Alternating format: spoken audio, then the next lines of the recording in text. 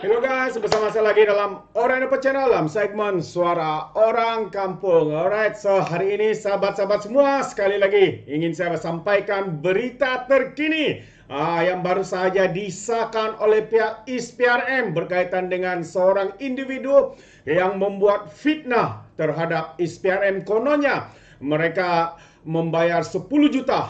Fitnah RM 10 juta kononnya dibayar untuk menganiaya bekas Perdana Menteri Muhyiddin Yassin. Jadi sahabat-sahabat semua, hari ini kita akan mendengarkan perkembangan terkini berkaitan dengan berita penahanan individu tersabit.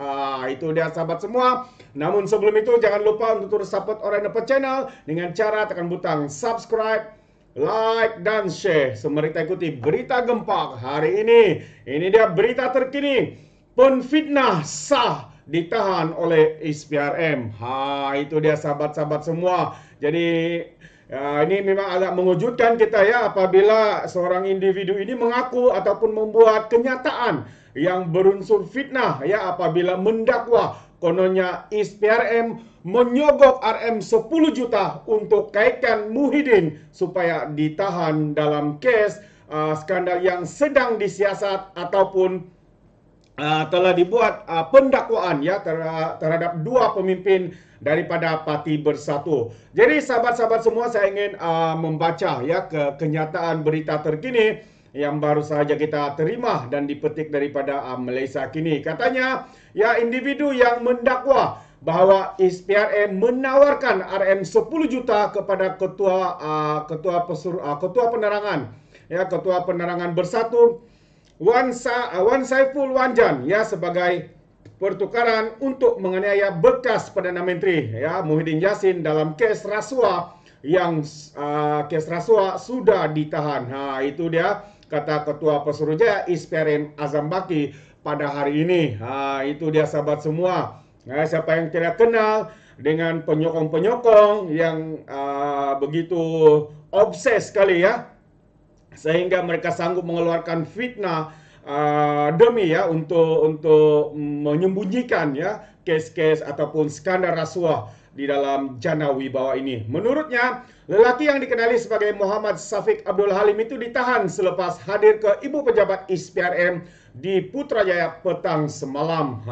Itu dia. Ya, tambah lagi kita telah mengambil tindakan yang mana kita buat laporan dan buka siasatan terhadap orang ini, kata ISPRM semalam. Ya, walaupun saya tahu dia telah membuat permohonan maaf dalam Facebook, ini satu perkara yang saya tegaskan sekali lagi secara pribadi tidak boleh diampunkan orang sebegini yang merosakkan reputasi ISPRM dengan membuat tuduhan liar, katanya dalam sidang media di Putrajaya hari ini. Ya, sangat setuju ya dengan tindakan daripada ISPRM ini. Ya, apabila seseorang itu membuat fitnah walaupun sudah memohon maaf begitu, tindakan wajar harus diambil ya. Kalau tidak, ya mereka akan bebas di luar sana membuat fitnah, selepas itu memohon maaf dan sebagainya. Jadi tindakan walaupun memohon maaf itu dan masih ditahan dan disiasat, ini adalah satu perkara yang sangat disokong oleh suara rakyat di luar sana. Azam berkata, akibat daripada kenyataan itu, satu spekulasi yang amat tidak baik telah ditimbulkan terhadap ISPRM. Ya, sedangkan dakwah berkenan tidak boleh dipadamkan dan masih ada rakyat yang mempercayai dakwaan tersebut. Tambah lagi, kalau hendak cakap secara jujurnya, mana hendak cari RM 10 juta dan diberi kepada Wan Saiful. Seperti mana yang kita tahu, Wan Saiful adalah individu pertama yang didakwa. Ia dikatakan meminta dan juga menerima rasuah di dalam skandal Jana Wibawa ini ya, sekitar RM 6.96 juta, hampir 7 juta sahabat-sahabat semua. Sebelum ini Muhammad Safiq yang mendakwa dirinya sebagai penyelidik bebas untuk Wan Saiful membuat tuduhan itu melalui klip video 44 saat yang dimuat naik ke TikTok, dan dia bagaimanapun kemudian menulis permohonan maaf kepada ISPRM dan mendakwa dia tersilap cakap selepas Laskar Cyber Pakatan Harapan memprovokasinya. Mengulas lanjut, Azam berkata Muhammad Safiq akan disiasat mengikut Seksyen 48 Akta ISPRM 2009 kerana mengganggu siasatan berkaitan dengan projek Jana Wibawa. Ya, sebelum ini video berdurasi 44 saat itu tersebar luas di Twitter yang memaparkan seorang lelaki mendakwa RM 10 juta ditawarkan ISPRM kepada Wan Saiful yang juga adalah ahli parlimen Kaliman, Tasik, Gelugur. Ya, Selasa lalu kalau kita tahu sahabat semua, Wan Saiful yang berumur 48 dihadapkan Mahkamah Seksyen Kuala Lumpur atas 2 pertuduhan meminta dan juga menerima rasuah berjumlah RM6.9 juta membabitkan proyek Jana Wibawa yang bernilai 232 juta pada tahun lalu. Wow, ini dia geng sapu bersih. Ya, bagaimanapun pemimpin bersatu itu tidak mengaku bersalah dan dipohon dan juga memohon untuk dibicarakan. Itu dia sahabat semua. Dan selain itu juga ramai juga di luar sana beranggapan ya dan juga membuat tuduhan kononnya ya SPRM dijadikan alat ya untuk menekan, dijadikan alat kononnya untuk ya mendakwa, membuat tuduhan kepada pemimpin-pemimpin bersatu ini.